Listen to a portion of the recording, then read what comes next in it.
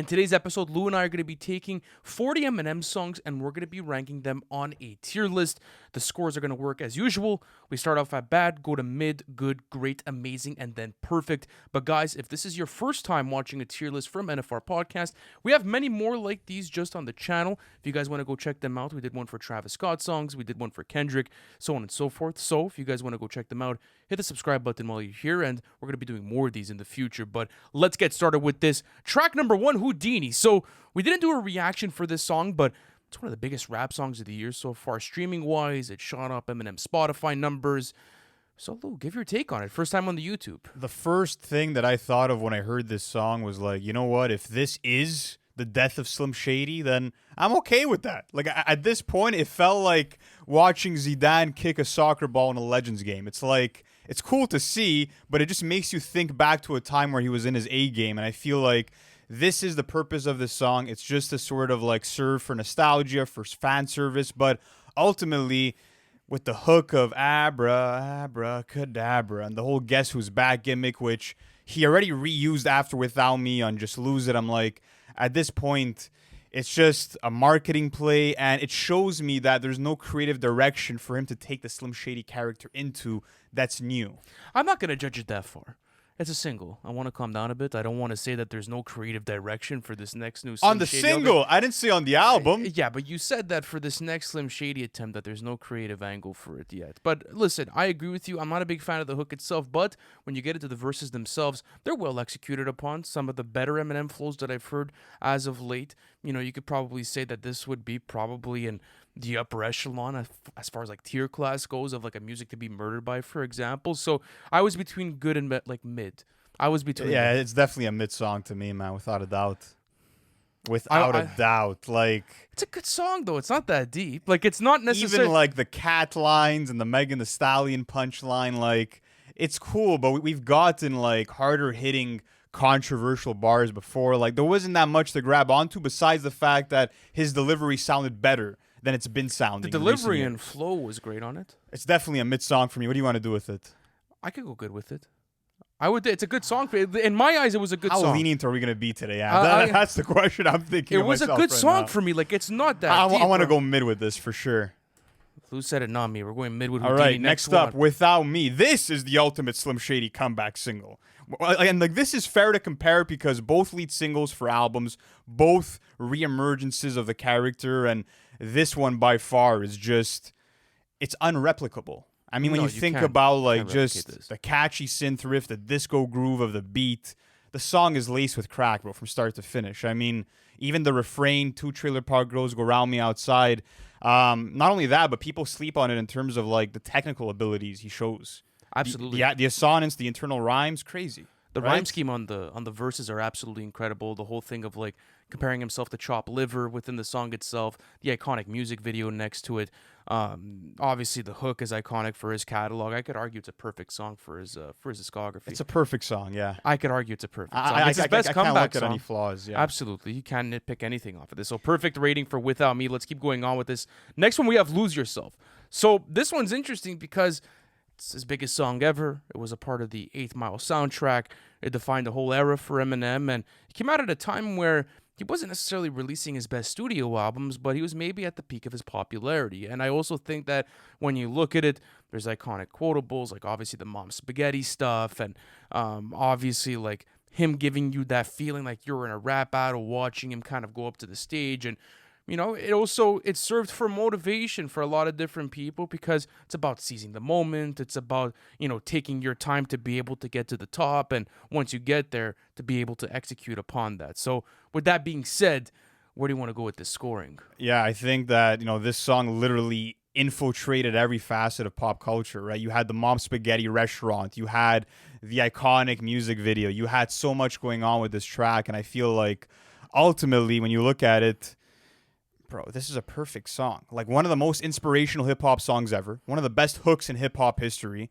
You want to talk about rappers renting like the rent is due? Eminem's rapping, like the rent is due. I mean, you look at Eminem and the parallels between himself and the Jimmy character and how they're literally both living on the poverty line. You hear it through his delivery, bro, just how impassioned he is. And the desperation, the hunger This is a perfect song again. Yeah, I won't disagree with you. I could have seen Amazing with it, but regardless, I think it's on the same level as Without Me. It's an all-time classic for the catalog. Let's keep going on with this. Godzilla featuring Juice WRLD, biggest song off of Music to Be Murdered By. I think for a lot of younger fans, this was maybe an entrance for them and probably a song that a lot of younger Eminem fans hold very close to their heart. But regardless, though, I mean, I'm just not necessarily checking out for this song all that much, if I'm being completely honest with you. The whole thing of, like, downing bottles from Eminem and kind of being a whole mess. Like, the verses themselves don't necessarily move me. You're getting a very minimalistic contribution from Juice WRLD, only taking off the hook. So where are you going with this? Where do you want to go with it? Yeah, this was a classic. Like, let me wild out on some Slim Shady vibes and then just throw in a Juice WRLD hook to make it sound modern and appeal to newer fans. I think the Juice WRLD hook was pretty decent, but when Eminem, like, comes in and interrupts it, it kind of, like, throws everything off for me. And yeah, just speaking about the bars, you have stuff on here like, better hit the deck like the car dealer. Or I got him passing out like what you do when you hand some flyers. Like, even like his fast rapping in the third verse, bro, it's not enough to make me admire the song. Absolutely. It's a mid song. It's a mid song for me as well. I've always felt that it was a popular song that I disliked. So, Absolutely. I'm not going back to it, but let's go into the next one. Superman. Yeah, so this one's going to be interesting, right? Because I know, at least for our group of friends, that this was always a big favorite for ours. Arguably Eminem's best romantic attempt, as far as, like... I don't know if I'd call it romantic. I would say it's like the most spiteful and disrespectful breakup song that you'll ever hear. Yeah, but once you get like, to the hook, the writing is pretty romantic. The hook, the writing on the hook is pretty romantic. I mean, it's definitely a love song, but like I guess a twisted and corrupted one of that. But it's different because when you compare the content matter of the verses to, let's say, the hooks, there is a kind of change in perspective from hook to verses. All I'm saying is the message of the song is like, I'd rather abandon you than like help you like with your personal issues. You know, like that's really what it is. Yes, but I find it interesting because once you start getting into the actual hook itself, it's about Eminem saying that I could be a Superman for you and that I'll be your everything. So I always found that as an interesting change in perspective as far as the songwriting goes. I think it's an amazing song, though. I think that it's arguably one of the best off the Eminem Show. It was interesting to see Eminem get into that bag, and even the production itself. I love the drums on this song, too. So. Even the role playing, like him rapping from the perspective of Mariah Carey or whoever it was, like it was really well done. So yeah, man, we're even seeing the influence of it like 18 years later with Drake interpolating it for Chicago freestyle. So it's one of his most iconic hooks for sure. At least one of his catchiest melodies that he's ever put on a hook. But amazing song. Yep. Next up, we have No Love featuring Lil Wayne. Yeah, this is an incredible song, but when you look at it on paper, like if you would have told me before getting the song that you would have Eminem and Lil Wayne rapping over a Hadaway What Is Love sample, I'd be like, I don't know how this is going to pan out. But you actually get to the song and you're getting one of Lil Wayne's best ever features, and you're getting Eminem basically talking down on his haters and saying that like there's nothing you guys could say or do that's going to really, bring me down. Like, fuck all of you. And bro, that Lil Wayne verse means so much to me. Like, it's one of the first verses I ever memorized as a kid. So many quotables off of it, and Eminem came in with some passionate rhymes. This is an amazing song. It is an amazing song. I would put it in the amazing category. Let's keep going on with this. Let's go on to Berzerk. So this was one of the first promotional singles for the Marshall Mathers LP2. It was previewed, I believe, on ESPN, actually, if I'm not mistaken, right before the Marshall Mathers LP2 was released. And this was a big song for Eminem just because people were wondering, well, what is he going to do after Hell the Sequel, right? The last studio album that he had released was Recovery in 2010, so this was going to be like an unveiling to a certain extent. This is the type of sound I'm bringing to the table. The problem is that you have the Marshall Mathers LP2 branding, and if this is going to be the single to your next studio album, which is a sequel, absolutely, and it's rock influenced, and it's just the electric guitars are just weird on top of those Eminem vocals. There's not necessarily too much going on for me on this one. Why do we need like Eminem rock and roll fueled chants over 808s? Like it just, from a production standpoint, it was messy. It's a poorly written song as well. I don't like the glitchy sound effects on his vocals for the hook. Even on his first verse, like his vocal inflections, like those high notes that he's trying to hit, it feels like his voice is squeaking to a certain extent. And that's just an Eminem cadence that I've never really enjoyed. Honestly, I have a hot take, bro. I've always felt like this was a bad song. I've always really felt like this was a bad song, and I never enjoyed it. I think he accomplished what he tried to in terms of like giving us a golden age 80s type of like hit song where it's like very Beastie Boys influence. Yeah, but I'm not listening to Paul's Boutique. I'm listening to the I Marshall know. Mathers LP too. I know. Regardless, I don't care if it was Rick Rubin behind the executive production. This was poorly executed. I would have gone mid, but I can go with bad with this, bro. I think it's a bad single. I'm sorry. It's one of the most disappointing singles in his catalog. Next up, we have Cleanin Out My Closet off of the Eminem Show, and this sort of serves as an open letter that Eminem is writing to his mother. And big fuck you. Yeah, it should come as no surprise that it's definitely one of his deepest, most sincere tracks from his entire catalog. He is really airing out a lot of dirty laundry just about like his family life, even talking about his father abandoning him and talking about his mother trying to sue him and yeah. trying to pop her head in when Eminem was coming into fame, and while he was, working hard, and how he feels like it's unjust for his family to do that. Let me ask you, how do you feel about the hook? How do you feel about the Cleaning Out My Closet hook? Because I know there's a lot of different Eminem fans that are a bit split on it. I never had a problem with it, but it would definitely weigh the song down from, let's say, perfect down to amazing for me. Yeah, I mean, I don't mind like the singing on the hook. I think he's had way worse singing attempts. It doesn't really knock off too many points. The production is very simplistic. It doesn't really like wow you and dazzle you in any way. It's mostly the verses that captivate you. That's it. It's a breath of fresh air to just get like a therapy type song from Eminem. And I think that's where most of the merit is just like the poetic aspects of it. Just so well written. But I would go with an amazing track. Yeah, I think it's an amazing song. Definitely one of his deepest cuts, especially out of that 3-album run. But let's keep going on with this. Crack a Bottle featuring Dr. Dre and 50 Cent, released back in 2009 off of the Relapse album. And this was a massive song for Eminem because off of this album, you had We Made You. That was another smash single for him, but this is the biggest song off of it. And it's gotten a lot of praise over the years. Some people argue that this is, Eminem and 50 Cent's best ever collaboration next to a Patiently Waiting. Not even fucking close. Why? What do you mean? Bro, come on. You're going to compare this to Patiently Waiting? There's no fucking chance you're doing that. Bro, they have a handful of collaborations. You're telling me this is not in the upper echelon of their collaboration? This is not next to Patiently Waiting. I think 50 Cent's performance ultimately is super underwhelming. You think 50 Cent's? Absolutely. He's super nonchalant, bro. On, bro. Can I tell you why, or you want to just like rub your eyes? You started laughing at me midway throughout my sentence. Bro, so it's not Patiently Waiting level. Let's be real. real. It's not Patiently Waiting, but it's in the upper echelon of their collaborations. I look at this song and I take this over a Gatman and Robin. Do you not? Do you not? Answer the question, yes or no? Yeah, but that's not the highest bar you're setting. But again, I don't put it next to Patiently Waiting. We're not talking about Gatman and Rob. We're talking about But I'm talking waiting. about Eminem and 50 Cent's best ever collaborations. Name me 3 better. Well, they don't have that many to begin with. But that's what I'm trying to make you understand. Syllables. What about that? Never released officially. I don't care, but the point is that I've heard Eminem and 50 Cent material better than this. 50 Cent is way too nonchalant. He didn't bring the energy that was needed for an anthemic banger of this size. When you're getting Dre, 50, and Eminem on the same song, you needed much more energy from 50. And also, looking at Eminem's verses in particular, there's not much to hold on to. He's flexing about his mic skills and about being a ladies' man. There's not that much going on. To me, it's just a good song. It could have been much more. What is this amazing to you? Is it fucking perfect? What are you gonna go with? So you're telling me the biggest problem with Crack a Bottle is the lack of energy and the lack of like memorable things and the lack of like, let's say, memorable stuff that you get from Eminem. The verses from Em are forgettable to me on this song. Could you recite any lines? Okay, let's just put this in great and let's get out of here, bro. What were you gonna give Let's this, get bro? out. My name is. Wait, you didn't give your rating. LP. You didn't give your rating. We're gonna go. You didn't great. give it. We're gonna go great. I told you. So that means you had it at amazing. We're I had it at great. good. I could argue that it's definitely an amazing song.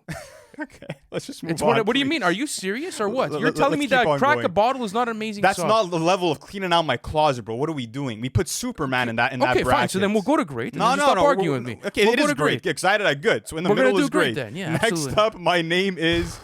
This was the world's introduction to Slim Shady, one of the dopest intros we ever heard to any rapper's career, just because, a lot of those ideas were freestyled in the moment. And even when you look at opening lines, like, hi kids, do you like violence? Want to see me stick 9-inch nails through each one of my eyelids? Like, one of the most memorable opening lines in hip-hop history.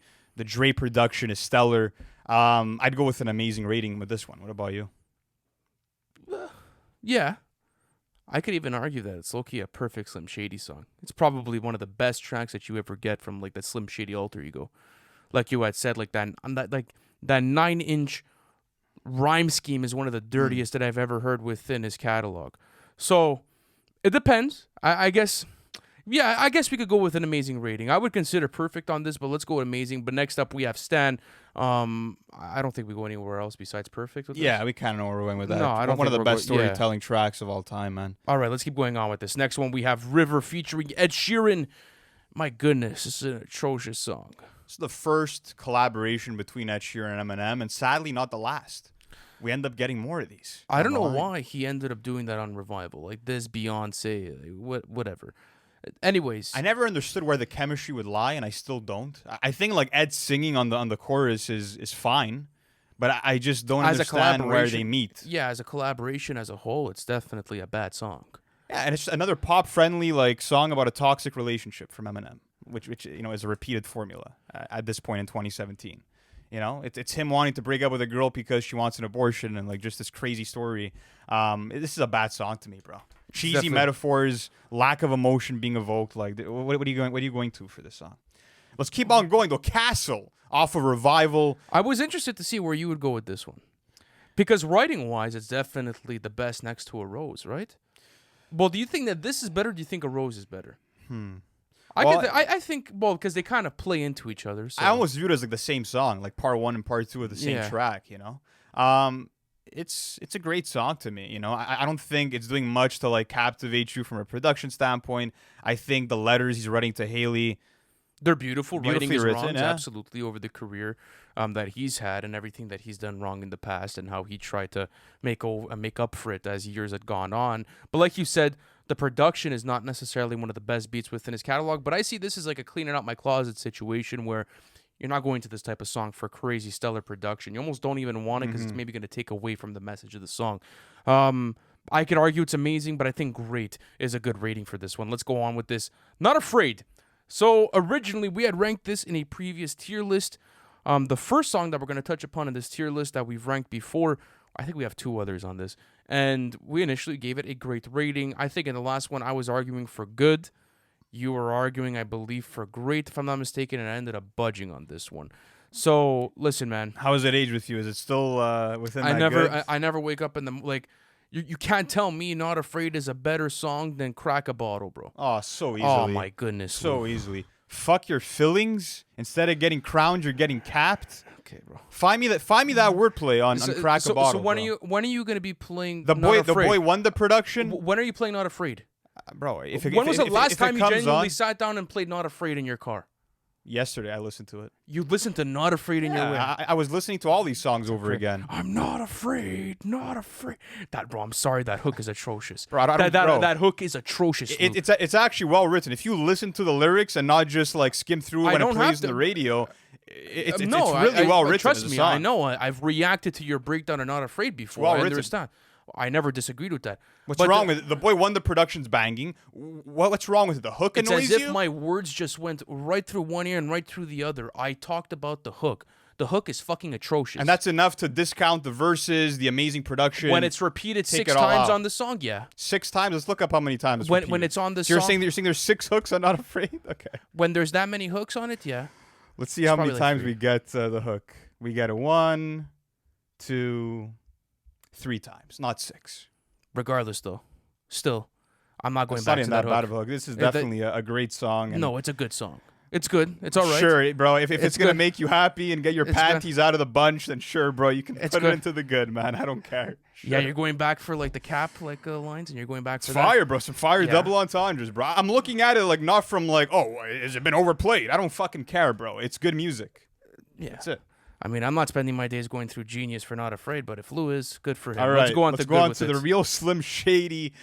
This was my first favorite Eminem song, without a doubt, and this is another song that really infiltrated pop culture. You think about the MTV performance, you think of its inclusion within the 21 Jump Street movie. Like, it's really one of his most iconic tracks, and just the idea of other rappers trying to jack his swag and sort of like replicate what he's done in the game. It really spoke to the impact he was making at that time. It also personifies this, like the real Slim Shady ego, right? It really dives into it and talks about how it's had an effect on pop culture, like you were saying, and the production is fantastic as well. I go perfect with this one. I think Perfect song. it's a perfect song for his catalog. No way. Okay, For sure. doing Without Me perfect, this is up there as well. Okay, yeah, that's fine. I love just the multitude of voices you brought into. But next up, we have "We Made You," and you kind of know my take on this. This was, another Slim Shady single, and to me, I was never a big fan of the chorus. I always thought it was painful. Even Eminem singing on the useless bridge was never a fan of that either. I think that when you're looking at him name dropping everyone that he does, whatever. The beat is sort of like a circus clown beat. It's a circus clown beat? Yeah. It sounds like I'm listening to That a Dr. circus Dre, clown on stage. Yeah. that Dr. Dre production's a circus clown beat? One of his worst, without a doubt. I'm so- sorry, so- bro. Like his fantasy of Jessica Alba making him bust is not gonna make me be like, "Wow, this was crazy. This was hilarious." Like, I You're don't get listening to an humor out Eminem of it. song. I'm not like, what do you want me to get out of it? So No, defend it for me, please. I told you, What's so great about I've it? always loved the Dr. Dre drums off of this song. I feel like the verses are entertaining. They're funny. There's comedic value to it. I feel like it's one of the more lighthearted tracks off of Relapse itself, and I never had a problem with the "We Made You" hook. That was never something I woke up and I felt like a problem with. If this is where you're gonna draw the line for a bad Eminem hook, and you're not gonna do it for Not Afraid, I think you gotta check your ears. Regardless, though, if you're going mid with this, Lou, like we're gonna have some serious. I'm going mid with this, so let's have those issues. Where do you have it? Great. How is this a mid song? Bro, Like, are you gonna put this? I just explained it to you. I'm not gonna fucking repeat myself. Are you gonna So put this on the level of a Godzilla? I guess we're putting it in good because you have it at what? Great. It's simple math here. It goes in the middle. I guess so. I All guess right. we'll go at good. Good song for "We Made You." Next up, "Lucky You" by Eminem featuring Joyner Lucas. This was a nice moment just because you had Eminem working alongside another lyricist, and at that point in 2018, he wasn't really doing that all that often on his studio albums. So it Well, on was Revival, there was nothing really crazy besides the Fresher feature. yeah. I think that's the only real rap feature that you had gotten within that time span. Obviously, there was ciphers, let's say, with like Shady Aftermath and whatever the case may be, but this was really like a cool moment just to be able to see Joyner Lucas also get his flowers. He was bubbling up pretty well around that time, and this catapulted his career into a completely different area. Lucky You is also the biggest song off of Kamikaze too. You could say it's the most commercially successful up to this I point. think Venom might be bigger. I'm not Oh, sure. okay. I'm might be. considering the OG track list, like away from like let's say that bonus track. Regardless, though, I think it's a good song, good to great. That's where I'd go with this. I had it at great. I think it's just a fire lyrical onslaught over a fast-paced trap beat, bro. And like the speeds they're rapping at, subject matter strong. I'd go good with it. Sure, we'll go good. I'll I'll budge go this good. time. Next up, we have Mockingbird. One of the sweeter and I guess more lighthearted Eminem songs that you're getting. He's talking directly to Haley about how things are going to get better with the family life, that he's sorry that his mom's in jail and that he's always busy working. So just that whole narrative playing out, very slow and somber pace of the track. You get the Hush Little Baby nursery rhyme for the chorus. I don't know how you feel about that. I've always felt like it was well executed. Okay. Kind of like a. How could I say it? I feel like this is like a Castle moment to be honest with you, and I feel like it's better executed upon here. I could argue that Mockingbird's an amazing song in my opinion. I really do feel like the writing is personal. It's beautiful. The full tribute to Haley is amazing. So I would go with amazing. I with just this. feel like he's done this version of this song before and just like executed upon it better. On which song before? The song that we're about to talk about next, literally the one right after this one in the tier list. Yeah, I but it's a think different much better perspective, though. song. It's a bit different though. It's really because we're gonna go to When I'm Gone. I guess we'll have the debate once we get there. To me, this is a great song, Mockingbird. I don't think that again the production's fantastic. I don't think that you're getting as much again emotion being evoked through the delivery that you get on a When I'm Gone, which we'll get into after. But I have it as a great song. But yeah, we could go great with it. Okay. When I'm Gone. So the Eminem Show. This was a nice song because this was, I think, really the first time you heard Haley like being really incorporated as far as like a tribute goes. Obviously, you had like Haley's vocals on the Marsh Mathers LP, whatever the case may be, but like this was really an open letter to Eminem, and it's sorry, not to Eminem, to Haley, and it's a gorgeous song. It really is one of my favorite within his catalog. This is definitely one of the best songs in his catalog. I mean, just even the production, bro, like how dramatic it sounds with the violins, with the music box that plays towards the beginning, and him sort of like having that feeling of like him telling his daughter, "I'm your armor. Like I would literally like give an arm up for you, but at the same time, I know that I'm at the source of a lot of your pain because I'm not as around as you want me to be." Beautiful song. Love the metaphors. I think poetically, it's better than Mockingbird. The imagery, the conversation he's having with Haley, the back and forth dialogue just makes it so powerful. I can go with perfect with this. I'll be honest. I go with perfect with this one. Yeah. All right, let's keep going on with this. A Kendrick Lamar collaboration, Love Game. I'm going to be honest with you. I've always been underwhelmed by this track. I've always been underwhelmed. Telling me. Bro, they should have done something completely different. This should have been like a Boy Wonder beat. You know, get like the production on this, like, she loved me or does she love me not? That concept. Bro, why are they rapping over a 1960s pop sample? Why? Why was that the play, bro? I have no idea. It still fucks with my head. It's like, we're getting two of the best rappers of all time, and that's the beat selection? Imagine getting like a Welcome to Hell sort of beat. Imagine getting that type of production. Like, imagine like a Fast Lane sort of production. Like, imagine how crazy that would be.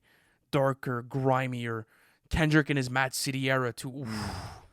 Yeah. That would have been that would have been a dangerous collaboration. But then again, like, I don't know, there had to be someone behind Eminem and Kendrick that said, "Yeah, this is a great idea." I can't be, bro. Like, it's too clear of a play for me to like go into the other direction. And not only that, but it wasn't even one of the most popular songs off of this album, you know? It was just like... I'm kind of all worried about that, but I guess to your point, it shows that people weren't really fucking with it, you know? Like, an Eminem and Kendrick Lamar collaboration should definitely be bigger. Facts. That's facts. And I think that, like, beat aside, even the verses, bro, like, Eminem is making, like, slurping sounds, like, in his first verse, you know? And, like, just all the sporadic changes in tone. And he has, like, this manic energy to him, too. It's a super messy verse from him. I mean, Kendrick Lamar is going to obviously show off his technical ability, but even when I look at his greatest features, this is nowhere near it, you know? Like, I think it was a cool rapping performance, but it's just the curation that brings this song down. It's mid. The background story is way better than the song for this, if you guys know about it, but definitely a mid song. Let's go on to Venom. Oh, Venom. One of the worst hooks of his entire career. And listen, he obviously made it for the Venom soundtrack, and it did numbers. Somehow, guys, let me know in the comments, who the fuck is listening to this song? Like, who are those 800 million people that are catching a vibe to fucking Venom, bro? It's hot garbage. I'm sorry. No way. This is his worst hook. Yeah. This is his worst hook. No, I'm going bad with this one. This is a bad That's song, an automatic bro. bad rating. But it sounds like he's like stuttering or some shit, bro. Or like he's trying to sound like a car engine. I don't know what is going on, but Till I Collapse featuring Nate Dogg. Again, kind of a stand situation. We could go perfect with this. We can go perfect with this, bro. Like, biggest anthem, low key in his catalog. Biggest like stadium song out of Eminem's whole fucking catalog. Absolutely. You get a Nate Dogg feature on it too. Like, it's just the cherry on the cake. Absolutely. Rap God. This is a song that we've ranked in a previous tier list. We had gone with a great rating. This is a song that broke records for the speeds that Eminem was rapping at, and I think that as a technical achievement, it's impressive. You know, this song's actually aged well to me. Oh, yeah? Okay. I like it. I do. Go back to it. Like, did you have a chance to go back to it? I did. It's actually fire. It's just like, I'll never find myself in a mode where I'm like, pressing play on Rap God right now. So you do it on Not Afraid, but not Rap God. I'd rather do it on Not Afraid than Rap God, for sure.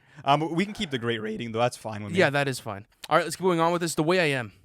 Would you say that this is his best song in his catalog? This could be the best song that he's ever put out, even just from a performance standpoint. Like, I think I might have said this before, but like, he does this thing where it's almost a Venn diagram flow where he has one main flow like for a verse, but has mini flows inserted into that bigger flow. Like, it's mind-boggling. The hook is catchy as fuck, and just him rapping about struggling with the spotlight was so real and authentic to that time after he had just blown up. And I just love the anecdotes you're getting too of like him trying to take a shit in a public restroom and a fan busting his balls for an autograph. Like, it had humor to it as well. It was also a pushback from him to the public. I feel like that's why it's also such a unique song for his catalog. Like, the way that he's able to come in and like the way that he's able to kind of just say fuck you guys, like give me some personal space, right? Like I'm out with my family eating, like I don't want you guys coming to ask me for pictures or for autographs. And it kind of like it was the first time where I feel like he really broke the real Slim Shady character, right? At least on the track list as well. And you find other songs on there like a Marshall Mathers, for example, right? So I would go perfect with this one any day of the week. Yeah, this is a perfect song, and it showed us that like Eminem could be at peak form When he chooses all to. on his own. Like he produced the song, like this was literally Eminem from top to bottom, no assistance at all, and he delivered one of the best songs of his career. Next up is Fall. So this is a song on Kamikaze where Eminem decided to diss everybody. Diss everybody. Went at Joe Budden, went at Earl Sweatshirt, Tyler the Creator, Lord Jamar. There's a random ass Justin Vernon hook on here, which like the song didn't even need a hook to begin with. Yeah. Production's kind of flat for me as well. I always felt like the diss towards Tyler was distasteful. Yeah. It didn't necessarily even make sense, especially with how much like Tyler's credited him over his There career. were some punchlines I liked though. Like even when I'm getting brain, you'll never catch me with a thought, or the fans waited for this moment, like that feature when I stole the show. Sorry if I took forever. Some memorable punchlines. It's good. Mid or good to me, yeah. Could go with mid with it. You want to go mid? It's a mid song off of the project. Okay. Next up, Beautiful. I love the sample. A lot of This song- people consider this the best song off of Relapse. I disagree. I would have like Stay Wide Awake or even a Deja Vu above it. I would have Must Be the Ganja. Mm-hmm. Bagpipes maybe. Yeah. I'd have those ones There's as some well. songs above it. I Yeah. mean, Regardless though, I still think it's an amazing song though. It's the most personal and heartfelt off of the project. Eminem's talking about his struggle and addiction. I feel like we've repeated that a lot. Like he has some copy paste within his catalog. he does. He has a lot of song concepts that he recycles. I mean, yeah, it's a song about him even just like battling depression and trying to find a more optimistic route. But I just don't like the singy songy hook because he does that thing that he does sometimes where like he doubles his vocals. There's like sort of like this echo to them. I don't really personally fuck with that. You said you wanted to go amazing. I would have gone with great for Beautiful, but Okay, let's can go down amazing. to great. We could go great with it. Okay. Let's go on to Role Model. Well, do me a Is survey. this your number one? Yeah, it'll It's number one. Yeah. The rhyme scheme is incredible. Bro. Yeah, it's nuts. As far as like a rapping standpoint, and even like one of the most iconic hooks, the guitar That riff, funky guitar loop. It's very like stagnant, but it's so mesmerizing that that's all it needs to be. that's all it needs to be. It Yeah. really is. The whole thing of like taking Hillary Clinton's fucking tonsils out and feeding her sherbet. I mean, you know, saying that I'd be dumped as Lauren Hill for a date. Yeah.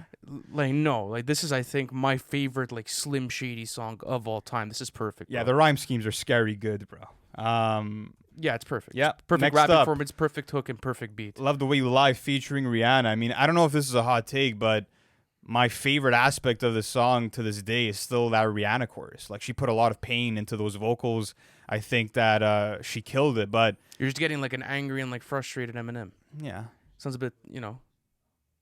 Yeah, You it get what I'm just saying? yeah, it's not really it's not the type of Eminem that I go for, bro. Like I get it. It's a rap ballad. You're getting these violins and these pianos and these guitars and it's made to be this epic love song and It's just not for me. it's just not that interesting. no for bro. me, It's just dog. a cheesy relationship track. That's mid. And like feel like this is the song that led Eminem to make more songs with pop stars and more of these cheesy relationship songs. oh, Like, yeah, this was you're the right. beginning of like a bad area he fell into later on. So That's very true. yeah, I do go, we? I go mid with it. Yeah, Mid for absolutely. sure. Let's go on to Business. I was playing this in the song in the car the other day, and I had to take that for me. Like this would be arguably a top 10 Eminem song ever. Like I would consider it. It'd be at least in my honorable mentions. And it's basically like it's a return song. You could say that, and like Eminem getting back down to business and talking about how MTV's gonna suffer like when he's not there anymore, and just talking about like having a bit more of a run, and then after that growing a weird beard and going into the forest, you know. But regardless, though, I still feel like it's iconic for his catalog. It's iconic for the Eminem Show. It's an underrated song at that. I want to go with Amazing on this one. Amazing without a doubt. Yeah, it's peak level rapping over this bouncy Dr. Dre beat. I mean, just effortless how he's rapping on this song. But next up, Not Alike featuring Royce the 5'9". A better song off of Kamikaze. Yeah, Eminem and Royce rapping over a Take Keith beat. It's not something that we knew that we needed. But we got it. Yeah, they both deliver. I don't know if I'm a huge fan of the parody hook where like he's making fun of the new generation. I get it. It's a parody, but it's not gonna sound good to the ear. I love the bars though when he's going at MGK on the latter end of the track. It was a reminder that he was still that guy, that he's still not the guy to be fucked with. It's a good song. Good or even great. I'd go good with it. We can go good with it. Next up, though, Bitch Please 2 featuring Dr. Dre, Snoop Dogg, and Exhibit. One of the most iconic posse cuts of all time. One of the only non-West Coast rappers to make like an absolute West Coast classic. Bro. Like, this sounds like it could have been a cut off of 2001. Absolutely. Without a doubt. Who do you think has the best verse? Exhibit or M? Hot take Snoop Dogg, maybe, bro. No. I feel like Snoop's verse is nuts, bro. Like the flow that he comes in and like that quick switch on the third line, like where he does hello and then like boom, like it completely changes after, and then the quick succession, like bro, that Snoop Dogg cadence and that flow, like I have to give him credit where it's due. It's one of the best parts of the song itself. But like you said, Exhibit, Eminem, Dr. Dre, like stacked. Yeah, even like Nate Dogg on the hook here, bro. Like, stacked posse cut. Yeah, it's a stacked. It's perfect. Yeah. That's a perfect song if I've heard one. Next up, Kim. This song starts off in the most fucking absurd way ever because M goes from, baby, you're so precious, daddy's so proud of you, to sit down, bitch, you move again, I'll beat the shit out of you. Those are the opening lines this on the record. This was a controversial song. This is like one of those songs where you're almost like not sure if it's like fucking kosher to say that you fuck with it just because it's a song about Eminem, like, you know, plotting to murder his wife. Yeah, and taking his daughter along for the ride to witness it. Yeah, sort of like a prequel to 97 Bonnie and Clyde. I love how cinematic it is. I have to give him credit where it's due, bro. Like, the sounds of like hearing the trunk close down, Kim screams, Eminem sounding like he's battling tears as he's delivering his words, like the tape around the mouth too. Yeah, bro. And the muffled, like, yeah, it's a really like fucked up song to listen to, but like from an artistic standpoint, it feels like you're watching a horror movie. It's really that.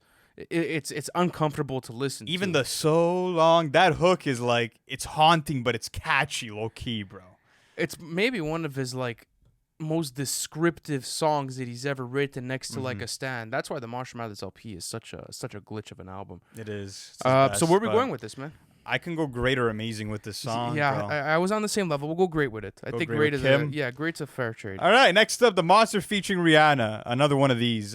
We gave it a mid rating in a tier list that we had done. I believe it was for Diamond Songs, and yeah, you know, it's about Eminem going through his old eras again. Yeah. Copy paste. Reliving the glory days with, you know, the run of the mill Rihanna chorus. Love the Way You Lie part 2. But now took the angle of going back to the glory days. Still mid. Still mid. We're not fucking changing up on that. Still mid. Next up, we have Bagpipes from Baghdad, and hearing those bagpipes is never gonna get old to me, bro. Those drums are insane. It's fucking great, man. you know, I love that accent. I never understood the hate about that accent. I guess people go back to it and they feel like it's corny or whatever the case may be, but it was so well done. On top Scottish accent, bro. I love it.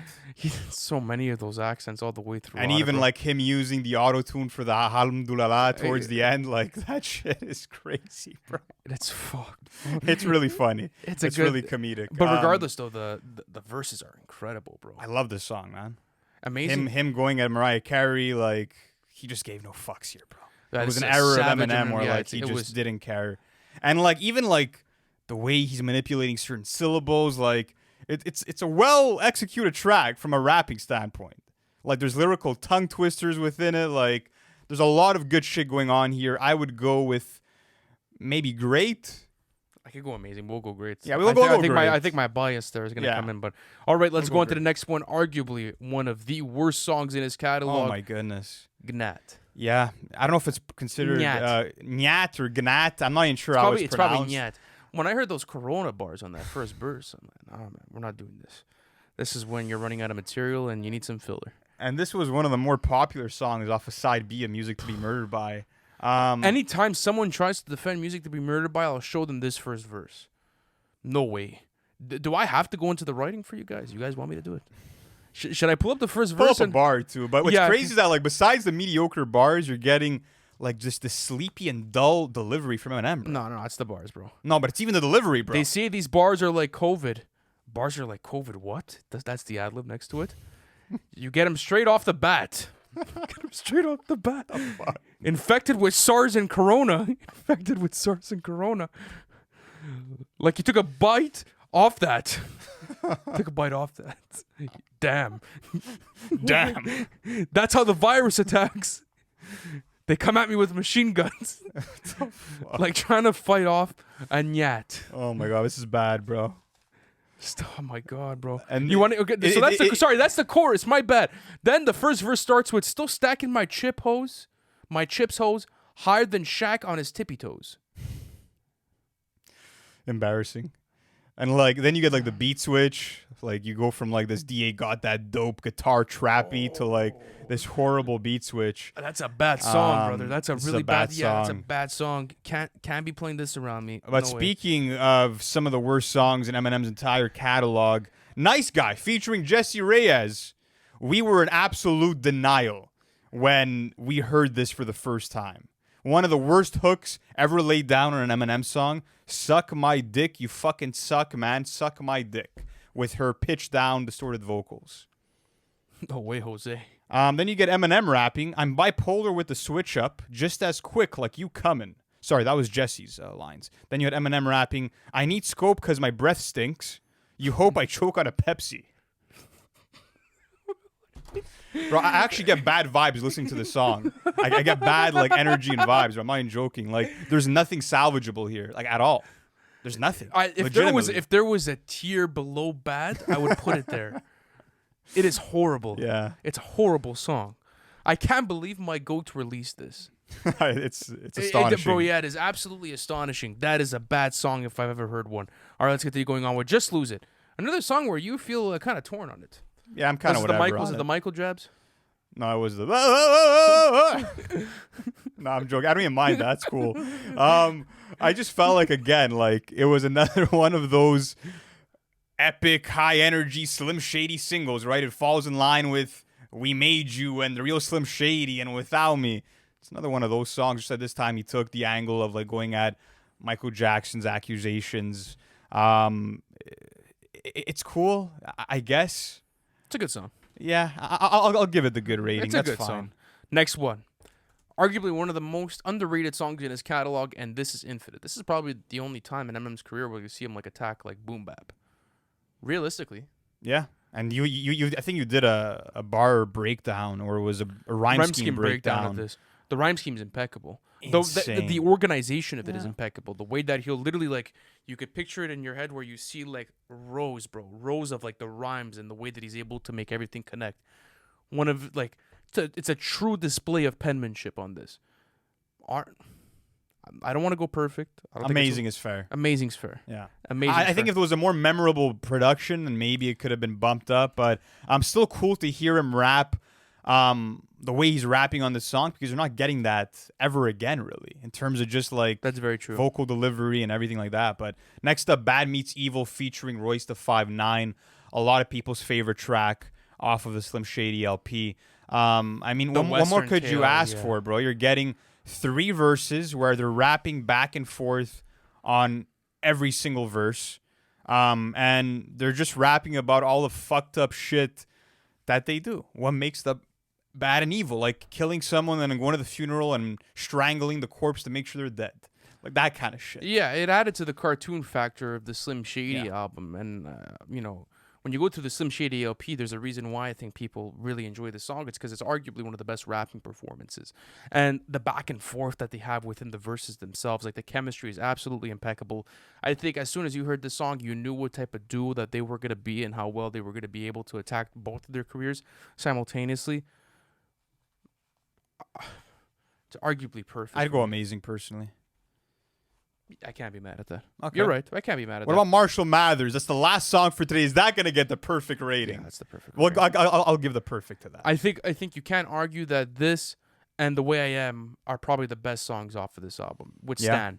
Yeah. That would be like my top That's 3. a good top 3. My most played has always been Who Knew.